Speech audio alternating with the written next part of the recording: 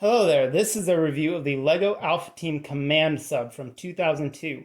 Also, consider subscribing to Board Games, Bricks, and Hobbies if you like the video. It's a free way to support the channel. So this was actually the last Alpha Team set that I was missing. So now that I have it, I have the complete collection. All three waves, the first wave, Mission Deep Sea, and Mission Deep Freeze. This, of course, is from the second line, which is Mission Deep Sea, and it is the largest Alpha Team vehicle of that year. And what amazes me about this is that it is less than 200 pieces. And it retailed for 30 United States dollars, and there is no way a vehicle this large would be less than $30, let alone less than 200 pieces today. That's just ridiculous. So it amazes me that the designer was able to stretch this out so far. And we'll get on to whether or not I think that makes it worth it in value later on in my final thoughts. But you get two figures, the first of which is Radia here, and you get Crunch. So Crunch, I believe, is the explosives expert, hence the dynamite there, which, can you have dynamite strapped to your chest underwater?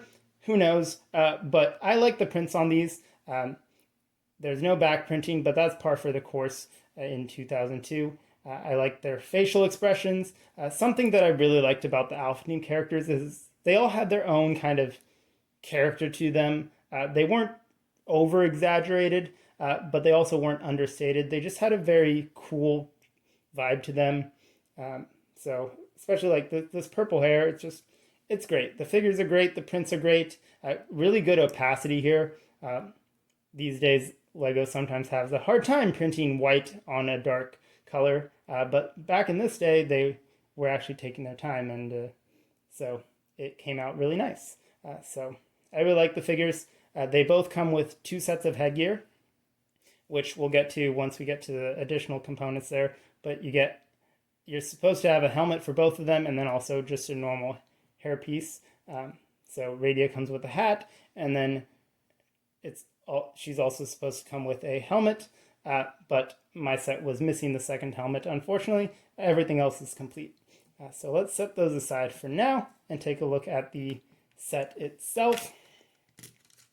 So again, this is a pretty large sub. It's yellow, like all subs should be. That's a joke. And it has a decent amount of play value. You get 3 sections, which I'll get into how they split up here. But the first front part here, you get this claw. My rubber band has, of course, decayed and broken with age. This was a used set that I picked up. And you get a saw over here, which I feel like these blades are a little bit extraneous, but it works. So you can drill for stuff underwater. Or, I don't actually know what, I guess you could attack ogle vehicles. And then in the cabin itself, you get a printed piece there, which is nice, and some joysticks, pretty basic there. You can see the pilot. Now this middle section is a bit of a command console, so you can open it up. It's not exactly the easiest to open up. Sometimes these pieces come off, sometimes they don't. Not really the best design in my opinion, but anyway, in there you get 2 identical consoles, 2 yellow chairs, and not much else. So for a command sub, maybe a little bit lacking, and it's also a little difficult to get your hands in there. I'd imagine someone with smaller hands would have an easier time, obviously, but still not exactly easy to get in and out of the command portion of the module.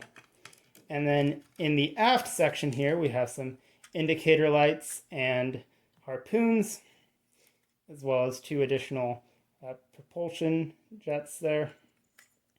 And in the back is the cargo section, so you can dump this out, and you get that extra hairpiece for Crunch. Again, mine is missing the additional helmet. You get a pair of flippers, just one, and then a personal propulsion device right there, a water jet sort of thing. And these all just fit nicely in the back. This container is all one piece. So again, that's a pattern you'll see A lot of these pieces you might recognize from the 4+ Jack Stone line, which was going on at the time, and that line was known for having larger kind of single-use style pieces. And I feel like they're used well enough here. They add a bit of detail and don't get in the way too much. And onto the splitting mechanism. So you can take this off, it's modular. You can break this off right there. And now you have a small sub. I like this, I like things that are modular. Unfortunately, nothing else from this line uses, I lied. The Ogo squid actually uses the same connection. So you can actually potentially mix those sets. You can mix the good and bad sets, I guess, together if you wanted.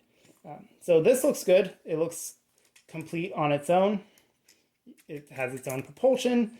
These are some printed slopes back there, which are nice. There are 5 prints if you count the robots here. 5 printed pieces, no stickers, which is lovely. Not that I have a bane against stickers. I just like it when things are detailed. I guess you have 2 extra prints in there, so 7 prints total. And yeah, it's nice. This is swooshable. And then you can, of course, take the harpoons off and attack the mutant killer whales and stuff. And this is now a command module, so you can imagine this being on the seafloor, or it has its own jet, so it can potentially move around on its own. I'd imagine it would probably be a bit slower, but again, it's your imagination. And now the last thing here, we have these 2 mechs, which are pretty cool. They released one of these on its own as the smallest boxed set in the line, at least the smallest retail set. There were some other special ones that are harder to find, but you can put a minifigure on there. You would put the helmet on, of course, because they're underwater. It won't fit with the oxygen tank, so you'll need to remove that first. And these are cool. You can attach anything with an anti-stud or hold on to anything with a bar size handle on there. Got some searchlights, and these work well. The base does look a lot emptier without it. Again, this is just indicative of stretching that parts budget as far as possible. So we can put those back on there and put it all back together to wrap things up. I did just want to take a quick look at the instructions before we wrap up. On this first page, you get a layout of all the sets in the wave. You also get the characters right here. This is cool. They don't really do it these days since everything's online, but I always kind of like these action shots, and kind of obviously it's incentivizing you to buy them all, which I have now at this point. So that's another plug to consider subscribing if you don't want to miss videos. Keep an eye out for that red thumbnail border that tells you that it's a Lego or brick video. You get a comic as well, which is something they don't do a lot. Shows you the set. It's language independent, which is nice. The only words are automatopoeia, so vroom, slam, things like that. Shows you how the set splits up. Chasing after the villains. And a plug for the game, and a plug for you to find a secret code and visit the internet. On the back here, you have your alternate builds, which are always cool. I really like this tagline, just imagine. Now, they got rid of these because they just took a lot of time to make for what most people would probably just ignore. And also some parents complained that their kids couldn't build it because there were no instructions, so you can blame parents partially for that. But a lot of little fun tidbits that they don't really have in manuals today just because of the increased saturation of media. There really isn't a need to put it in paper form, which is a bit sad, but I do like that. It's a nice thing to have. Now getting back to the set itself, what do I think of it overall? I think it's pretty good. Now, if you're an early 2000s LEGO collector or an Alpha Team collector specifically, I absolutely think this set is worth getting. If you are just a normal fan of Lego, you probably don't need to get this one. There's nothing super special about it, but it is cool.